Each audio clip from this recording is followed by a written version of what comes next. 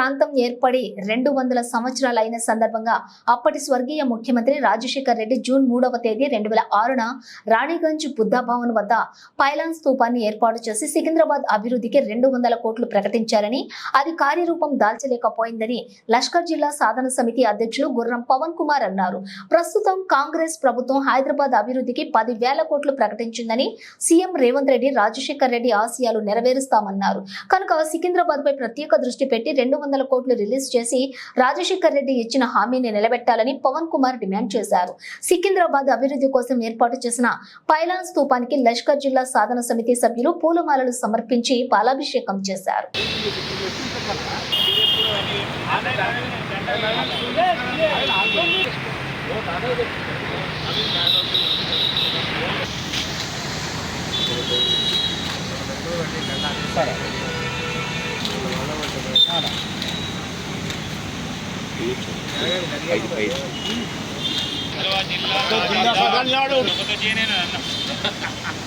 సాధిద్దాం లష్కర్ జిల్లా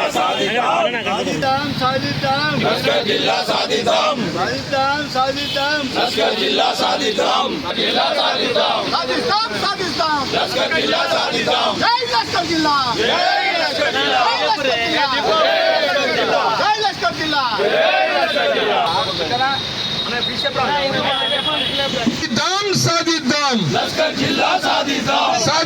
సాధిద్దాం లష్కర్ జిల్లా సాధిద్దాం సాధిద్దాం సాధిద్దాం లష్కర్ జిల్లా జై లష్కర్ జిల్లా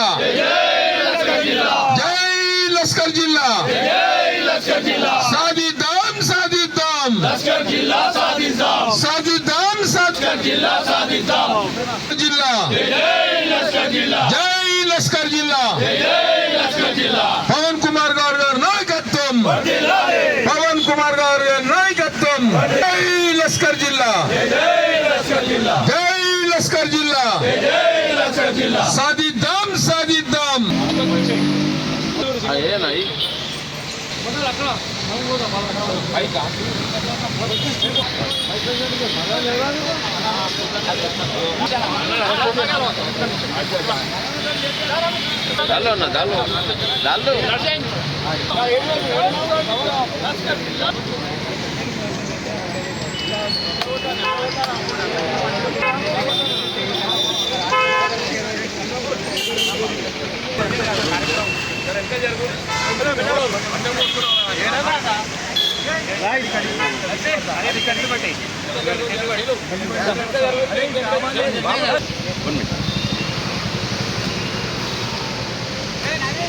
జై లష్కర్ జై లష్కర్ జై లష్కర్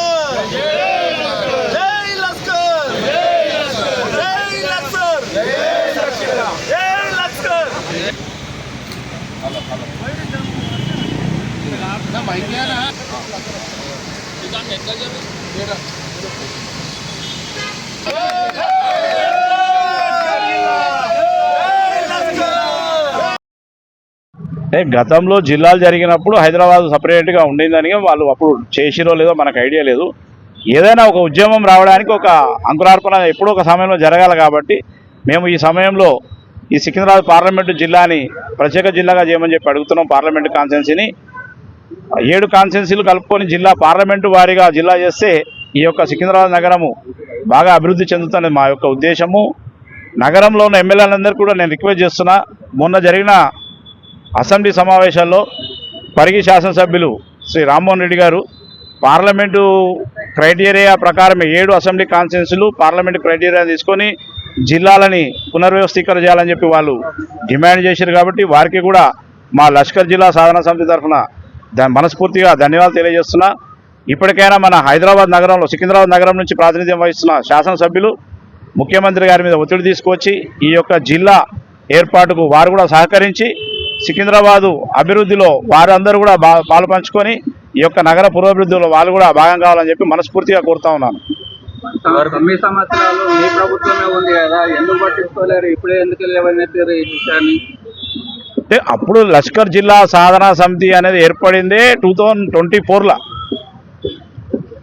ఏర్పడింది. కాబట్టి మేము ఇప్పటి నుంచి డిమాండ్స్ అడగాలనే ఉద్దేశంతో మేము ముందుకు వచ్చినాం.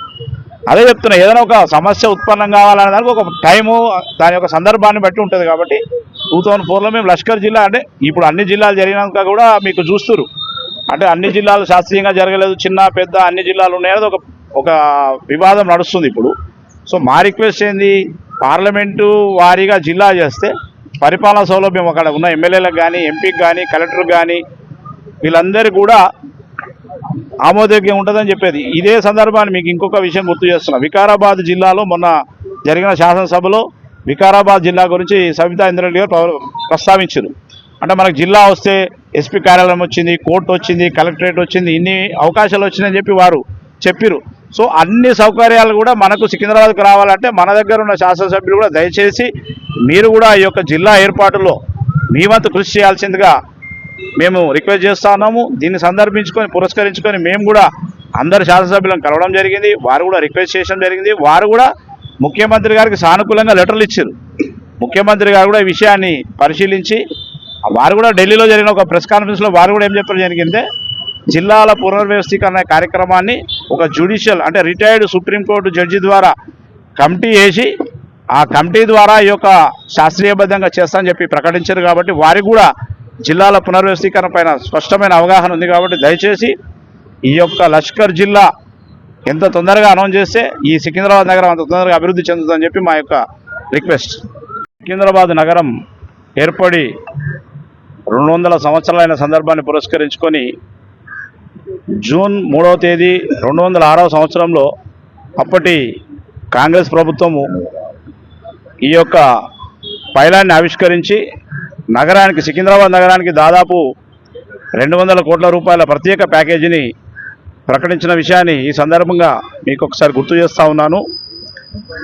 అప్పటి ముఖ్యమంత్రి డాక్టర్ రాజశేఖర రెడ్డి గారి నేతృత్వంలో దాదాపు అప్పటి ప్రభుత్వము ఆల్మోస్ట్ ఆల్ వారం రోజుల పాటు ఈ యొక్క ఉత్సవాలను ఘనంగా నిర్వహించి ముగింపు ఉత్సవాల్లో అప్పటి ముఖ్యమంత్రి వైఎస్ రాజశేఖర రెడ్డి గారు పాల్గొని ఈ యొక్క ఉత్సవాలలో సందర్భంగా నేను సికింద్రాబాద్ నగరానికి 200 కోట్ల రూపాయల ప్రత్యేక ప్యాకేజీని ఇస్తున్నా.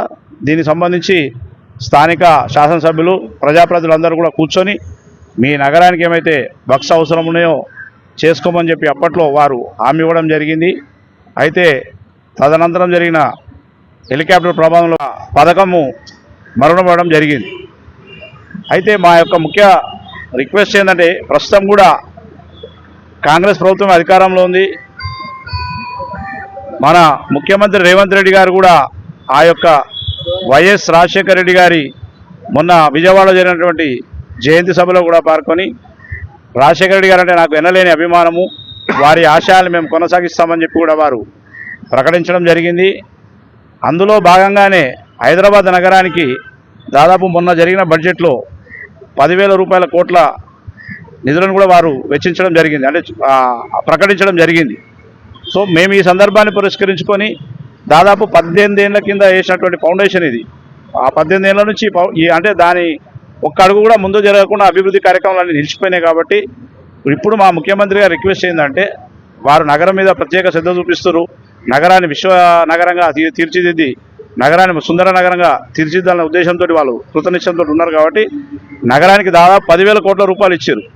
అయితే మా రిక్వెస్ట్ ఏంటంటే గతంలో మీ యొక్క ప్రభుత్వమే ఈ యొక్క కార్యక్రమానికి రూపకల్పన చేసింది. కాబట్టి మీరు దయచేసి ఈ యొక్క సికింద్రాబాద్ నగరానికి ఈ 10,000 కోట్లలో దాదాపు 200 కోట్ల రూపాయలు ప్రత్యేకంగా అప్పటి మీ యొక్క హామీని అమలు చేసి ఆ యొక్క 200 కోట్ల రూపాయల ప్రత్యేక నిధులని కేటాయించి ఈ యొక్క సికింద్రాబాద్ నగరం అంటే ఇప్పుడు ఒకప్పుడు సికింద్రాబాద్ నగరం చాలా అభివృద్ధి చెందింది. ఇప్పుడు గ్రేటర్ హైదరాబాద్గా విస్తరించిన తర్వాత హైటెక్ సిటీ ఇట్లాంటి అటు సైడే అభివృద్ధి కార్యక్రమాలు పోతున్నాయి తప్ప సికింద్రాబాద్ పూర్తిగా అనగారిపోయి మురికి కూపంగా మురికి వాళ్ళకు నిలయంగా తయారైపోయింది సికింద్రాబాద్.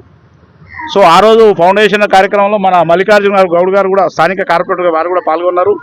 వారు కూడా ఈరోజు మా కార్యక్రమంలో పాల్గొనడం వారికి మనస్ఫూర్తిగా ధన్యవాదాలు తెలియజేస్తున్నాము. కాబట్టి ముఖ్యమంత్రి గారు ప్రత్యేక చొరవ తీసుకొని ఆ 10,000 కోట్లలో సికింద్రాబాద్ పార్లమెంటుకు సంబంధించినటువంటి నియోజకవర్గాల అభివృద్ధికి 200 కోట్ల రూపాయల ప్రత్యేక నిధులని ఇప్పుడు విడుదల చేయాల్సిందిగా వారికి విజ్ఞప్తి చేస్తూ ఉన్నాం.